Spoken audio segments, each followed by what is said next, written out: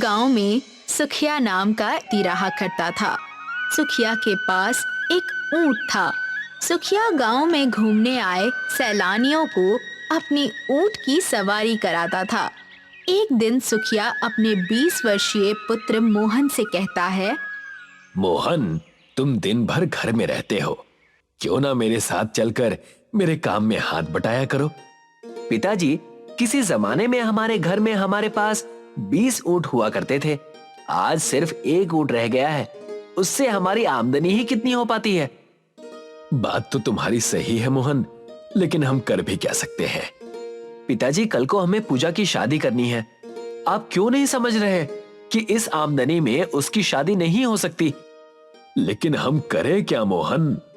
पिताजी, गांव के दबंग बलराम ने बेईमानी से हमारे सारे ऊंट छीन लिए और अब उसकी नजर हमारे इस आखिरी ऊंट पर है। सोचिए पिताजी, अगर वो इस ऊंट को भी हमसे छीन लेगा तो फिर हम क्या करेंगे? मोहन की बात सुनकर सुखिया उस घर से बाहर निकल गया कि तभी रेतपुर का दबंग बदमाश बलराम का नौकर हीरा सुखिया के पास आकर कहता है, मैं तुम्हारे ही घर आ रहा था सुखिया। क्या हुआ हीरा भाई, क्या मुझसे कोई गलती हो गई है? गलती तो तुम्हारे पिताजी से हुई थी सुखिया, जिसने हमारे मालिक बलराम से अच्छा खासा कर्ज लिया था, जिसका ब्याज आज तक तुम चुका रहे हो। बलराम सेठ ने तुम्हें याद किया है।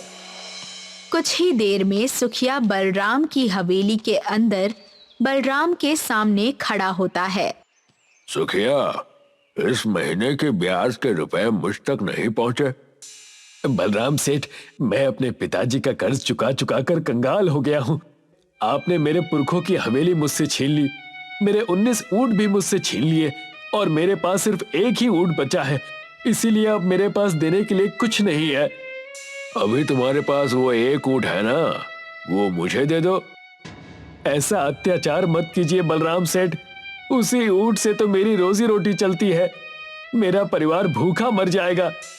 देखो, तुम्हारी पत्नी तो पहले ही मर चुकी है सुखिया, और तुम्हारा बेटा 20 वर्ष का हो चुका है। उससे मेहनत मजदूरी करने को क्यों नहीं कहते? बलराम सेठ, मैंने तुम्हारे जितने अत्याचार सहने थे सह लिए, लेकिन अब नहीं सहूंगा। सुखिया वहां से चला गया। सुखिया बलराम की हवेली से कुछ ही दूर चला था कि तभी एक ट्रक उसे कुचलता हुआ चला गया। सुखिया की मौके पर ही मृत्यु हो गई। सुखिया के बेटे मोहन ने अपने पिता का अंतिम संस्कार कर दिया और घर पर आकर फूट फूट कर रोने लगा। रो मत भैया, अगर आप ही हिम्मत हार जाओगे तो फिर मुझे कौन संभालेगा? पिताजी के बाद आप ही मेरा सहारा हो भैया। अपनी बहन की बात सुनकर मोहन चुप हो गया। अगले दिन मोहन सोकर उठा ही था कि तभी बलराम कुछ गुंडे लेकर वहां आ पहुंचा। अपना घर खाली कर दो मोहन, और चुपचाप अपना ऊंट मुझे दे दो। तुम्हारा वो ऊंट मेरे ब्याज की आखिरी किस्त होगी, और तुम्हारा ये घर तुम्हारे पुरखों द्वारा लिए गए कर्ज की असली कीमत, जो मैंने तुम्हारे दादा को दी थी। मैं तुमसे नहीं डरता बलराम। तुमने अब तक ना जाने गांव के कितने ही गरीब और असहाय लोगों की संपत्ति झूठ बोलकर हड़पी है, और मेरे दादा के देहांत के बाद तुमने मेरे पिता को भी बर्बाद कर दिया। अभी तुम्हारे दूध के दांत भी नहीं टूटे बच्चे, मेरा मुकाबला करोगे? मेरा मुकाबला तो तुम्हारे पिता और दादा भी नहीं कर सके, तो तुम क्या खाक करोगे? इतना बोलकर बलराम अपने गुंडों से कहता है, देखते क्या हो, मोहन के घर पर कब्जा कर लो और मोहन और उसकी बहन को धक्के देकर घर से बाहर निकाल दो।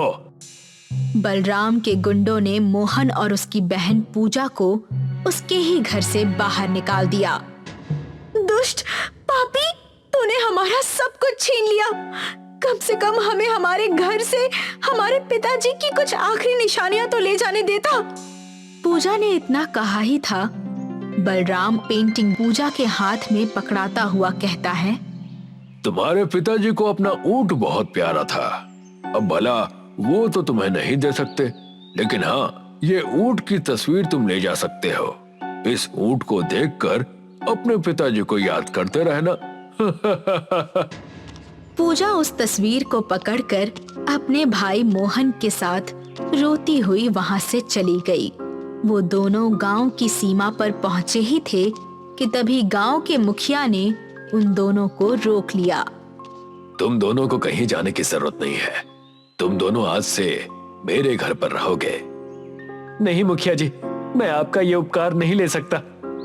तुम्हारे पिता और तुम्हारे दादा ने मेरे पिता पर बहुत उपकार किए थे, अब ना मत करना। मुखिया मोहन और पूजा को अपने घर पर लेकर आ गया। रात में पूजा अपने पिता को याद करके रो रही थी कि तभी उसके कानों में एक ऊंट की आवाज टकराई।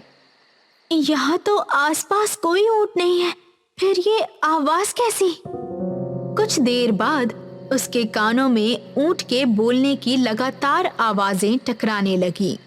पूजा ने देखा कि वो आवाजें तस्वीर के अंदर से आ रही थीं। पूजा ने जैसे ही उस तस्वीर को देखा तो वो हीरे का ऊंट तस्वीर के अंदर एक रेगिस्तान में चला जा रहा था।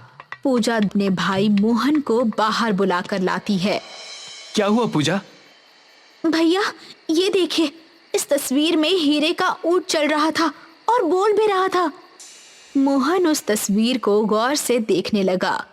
जैसे ही मोहन ने उस तस्वीर में बने हीरे के ऊंट को हाथ लगाया, अचानक वो हीरे का ऊंट तस्वीर से बाहर निकल आया। ये देखकर पूजा और मोहन की आंखें आश्चर्य से फटी की फटी रह गईं। मुझे देखकर आश्चर्य करने की जरूरत नहीं है। मैं एक जादुई हीरे का ऊंट हूँ जो तुम्हारे दादा ने एक जादू की नगरी से खरीदा था, लेकिन किसी कारणवश उन्होंने मुझे इस तस्वीर के अंदर बंद कर दिया था और मुझसे कहा था कि जब उनका पोता मेरी तस्वीर को हाथ लगाएगा मैं तब बाहर आ जाऊंगा। इस दृश्य को मुखिया भी देख रहा था। मुखिया वहां आकर मोहन से कहता है, मोहन, मेरे पिताजी कहा करते थे कि तुम्हारे दादा के पास कुछ चमत्कारिक शक्तियां भी थीं, लेकिन तुम्हारे पिताजी को इस बात पर विश्वास नहीं था। तभी वो हीरे का ऊंट अपने मुंह से हीरे उगलने लगा। इन हीरों को बाजार में बेचाना, तुम कोई आम इंसान के पोते नहीं हो। मोहन उन हीरो को अगले दिन बाजार में बेच आया।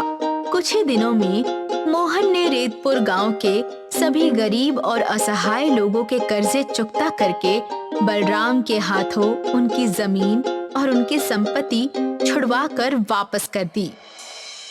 आखिर ये सब माजरा क्या है? इस मोहन के पास आखिर इतनी दौलत कहां से आई? मैंने तो उसे और उसके बाप को कंगाल कर दिया था। बलराम सेठ, पूरे रेतपुर गांव में चर्चा है कि मोहन के पास एक हीरे का ऊंट है।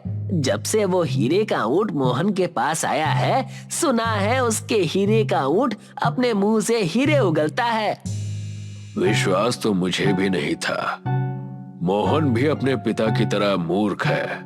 मोहन ने सारे गांव की संपत्ति मुझे 2 गुने पैसे देकर छुड़वा ली, लेकिन उसने अभी तक अपने 20 ऊंट और हवेली नहीं छुड़वाई। अब तुम देखना कि मैं उसे कैसे अपनी बातों में फंसाकर उससे उसका हीरे का ऊंट हासिल करता हूँ। अगले दिन बलराम अपने नौकर हीरा के साथ मोहन की हवेली में पहुंच गया। तुम तो अपने पिता की मौत पर उस दिन बड़े आंसू बहा रहे थे।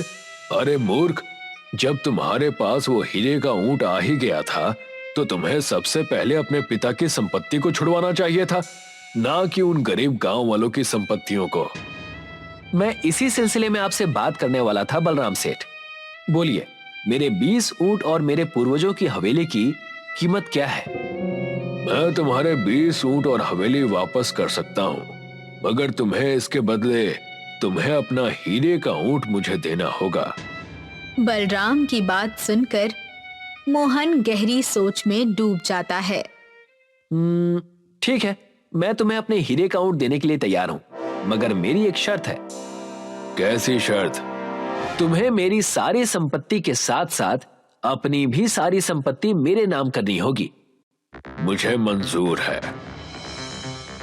अगले दिन बलराम ने मोहन के पूर्वजों की हवेली मोहन के नाम कर दी और उसके सारे ऊंट भी उसे वापस कर दिए और साथ ही साथ अपनी सारी संपत्ति भी मोहन के नाम कर दी। ये लो बलराम सेठ, मेरे हीरे का ऊंट आज से तुम्हारा हुआ। बलराम अपने साथी हीरा के साथ उसके ऊंट को मोहन की हवेली से लेकर चला आया। देखा तुमने हीरा, मोहन भी अपने पिता की तरह मूर्ख निकला। अब तुम देखना कि मैं कैसे हीरे के ऊंट से हीरे निकलवा कर मोहन से भी ज्यादा अमीर बन जाऊंगा। इतना कहकर बलराम उस ऊंट से कहता है, आज से मैं तुम्हारा मालिक हूँ, अब जल्दी से अपने मुंह से हीरे उगलो। मगर बलराम की बात सुनकर ऊंट हीरे की जगह मिट्टी उगलने लगा। ये देखकर बलराम गुस्से से कहता है, अरे मैंने तुमसे हीरे को उगलने को कहा था, तुम तो मिट्टी को उगलने लगे। जल्दी से हीरे उगलो। बलराम के बार बार कहने पर भी जादुई हीरे का ऊंट मिट्टी ही उगल रहा था। तू मुझे मूर्ख समझ रहा है? जादुई हीरे के ऊंट, अगर तू हीरे नहीं उगलेगा तो क्या हुआ? तेरे शरीर पर लगे हुए हीरे उखाड़ कर मैं अपने नुकसान की भरपाई करूंगा। जैसे ही बलराम ने हीरे के ऊंट के शरीर पर लगे हुए हीरों को हाथ लगाया, हीरे का ऊंट गायब हो गया। हीरे के ऊंट को गायब होते देख बलराम घबराते हुए हीरा से बोलता है, ये तो गायब हो गया। बलराम सेठ, मुझे लगता है कि मोहन ने आपको मूर्ख बनाया। तभी बलराम और हीरा के कानों में मोहन की आवाज आती है। अब ये बलराम सेठ नहीं बल्कि भिखारी हो गए हैं। ये सब क्या है मोहन? वो हीरे का ऊंट कहाँ गया? उस हीरे के ऊंट को जहाँ जाना था वो चला गया। इतना कहकर मोहन वही तस्वीर बलराम को दिखाने लगा। उस तस्वीर में वही हीरे के ऊंट का चित्र बना हुआ था। जिस जादुई हीरे के ऊंट को तुम अपनी सारी संपत्ति और पैसा देकर मुझसे ले गए थे, वो जादुई हीरे का ऊंट मेरे दादाजी ने जादुई नगरी से खरीदा था। जब वो ऊंट इस तस्वीर से बाहर आया था, तब उसने मुझे बताया था कि मेरे दादा ने तुमसे कोई कर्ज नहीं लिया था। तुमने मेरे पिताजी से झूठ बोला था और इसी जादुई हीरे के ऊंट ने तुम्हें बर्बाद करने के लिए मुझे तरकीब भी बताई थी। और एक मजे की बात तुम्हें बताऊं कि ये जादुई हीरे का ऊंट सिर्फ मेरे हाथ लगाने से ही बाहर आ सकता है, क्योंकि ये मेरा हीरे का ऊंट है, तुम्हारा नहीं। अब तुम सारी जिंदगी गरीबी में काटोगे। तुम्हें पता चल जाएगा कि गरीब का जीवन कितना कठिन होता है। इतना कहकर मोहन वहाँ से चला गया। बलराम और हीरा दोनों कंगाल हो चुके थे। राजस्थान के एक इलाके में इंद्रलोक नाम का एक गांव था। इस गांव का नाम इंद्रलोक इसलिए पड़ा था क्योंकि यहाँ के लोग पानी के लिए बारिश पर निर्भर थे और इन सब का मानना था कि बारिश इंद्र देवता करते हैं। इसलिए यहाँ के लोग साल में एक बार इंद्र देवता के लिए बहुत बड़ा हवन करते हैं। हमारा ये गांव रेगिस्तान में होकर भी कितना अच्छा है ना? हाँ, हमारे गांव पर इंद्र देवता की कृपा है, नहीं तो रेगिस्तान में इतना खुशहाल गांव मैंने आज तक ना कभी देखा है और ना ही कभी सुना है। हाँ, ये तो है। इस गांव पर इंद्र देवता की कृपा है और उनके आशीर्वाद से ही यहाँ पर समय समय पर बारिश होती है जिससे इस सूखे रेगिस्तान में भी हमें पानी की कमी नहीं होती। इस हफ्ते इंद्र देवता के लिए एक बड़ा हवन होने वाला है। हम सबको अभी से उसकी तैयारी करनी चाहिए। हाँ, सही कह रही हो, तैयारी तो करनी है, पर मुझे आज अपने भैया को लेने के लिए एयरपोर्ट जाना है। आज वो विदेश से वापस लौट रहे हैं, इसलिए मैं आज नहीं आ पाऊंगा। कोई बात नहीं, तुम भैया को लेने चले जाओ, मैं यहाँ पर सब संभाल लूंगी। सुरेश अपने बड़े भाई को लेने के लिए एयरपोर्ट की तरफ निकल पड़ता है और सुप्रिया हवन की तैयारी में जुट जाती है। सुरेश कुछ समय बाद अपने बड़े भाई महेश को लेकर एयरपोर्ट से वापस गांव में लौटता है। महेश गांव में आकर बहुत खुश है। उसे यहाँ पर ताजी हवा, ताजा पानी और खुले आसमान के नीचे जीने में बहुत आनंद आ रहा है। अरे वाह, मेरा गांव तो बहुत खूबसूरत है। मैं तो खामखा सालों से विदेश में घुट घुट कर मर रहा हूँ। क्यों भैया, आपको विदेश में रहना पसंद नहीं है क्या? अरे नहीं नहीं, ऐसी बात नहीं है, पर वहाँ का आसमान इतना साफ नहीं है जितना कि यहाँ पर है। वहाँ तो चारों तरफ आसमान में धुंध ही धुंध दिखाई देती है, कहीं कंपनियों से निकलने वाला धुआं तो कहीं गाड़ियों का धुआं दिखाई देता है। वहाँ पर पीने का पानी बोतलों में भरा हुआ मिलता है, जबकि यहाँ पर कुएं का ताजा ताजा पानी पीने को मिल रहा है। हाँ ये बात तो है, हमारे गांव से सुंदर तो मुझे कोई दूसरी जगह लगती ही नहीं है। अब तो मुझे भी यही लग रहा है, मेरा तो ये गांव छोड़कर जाने का मन ही नहीं करेगा। महेश और सुरेश आपस में बातें कर ही रहे होते हैं कि तभी सुप्रिया इनके पास आती है। नमस्ते भैया। नमस्ते, कैसी हो तुम? मैं ठीक हूँ भैया, आप कैसे हैं? मैं भी ठीक हूँ, और अब यहाँ पर आकर तो मुझे और भी ठीक लगने लगा है। सुप्रिया के हाथ में एक थैला है जिसमें हवन की सामग्री है। अरे ये तुम्हारे हाथ में क्या है? भैया, हमारे गांव में हर साल इंद्र देवता के लिए एक बहुत बड़ा हवन किया जाता है।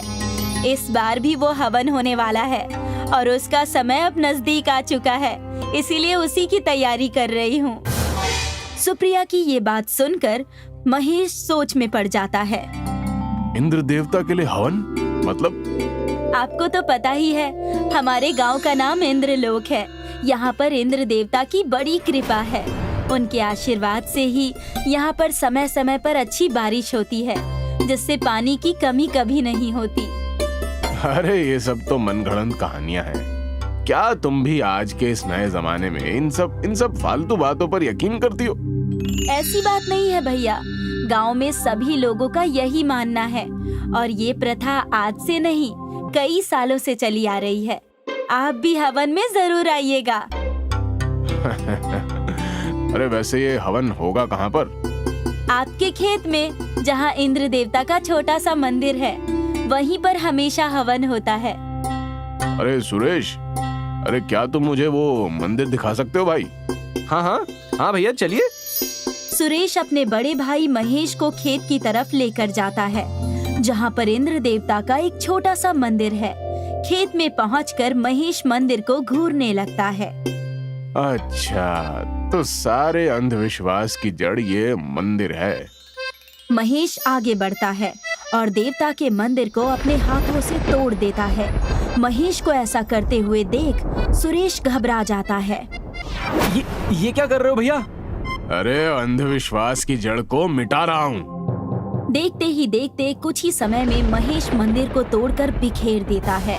आसमान में इंद्र देवता देखते हैं कि महेश ने उनका मंदिर तोड़ दिया है, तो वो बहुत क्रोधित होते हैं और बादलों की तरफ गुस्से से देखते हैं, जिससे आसमान में बहुत तेजी से बादल गरजने की आवाज होती है। इंद्र देवता के गुस्से से बादल बहुत तेज बरसते हैं और इंद्रलोक गांव में तेज मूसलाधार बारिश होती है, जिससे गांव में पानी जमा होने लगता है। अरे ये क्या हो गया? अचानक से इतनी तेज बारिश?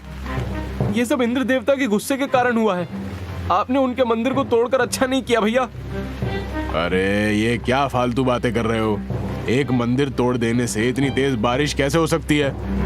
मूसलाधार बारिश और तेज होती जाती है और गांव में पानी बढ़ने लगता है, जिससे जगह जगह पानी जमा हो जाता है और लोगों के घर पानी में डूबने लगते हैं। सुप्रिया सुरेश के पास आती है।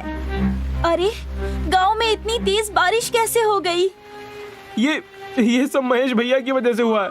उन्होंने इंद्र देवता के मंदिर को तोड़ दिया और अब पूरे इंद्रलोक गांव को इसका परिणाम भुगतना पड़ रहा है।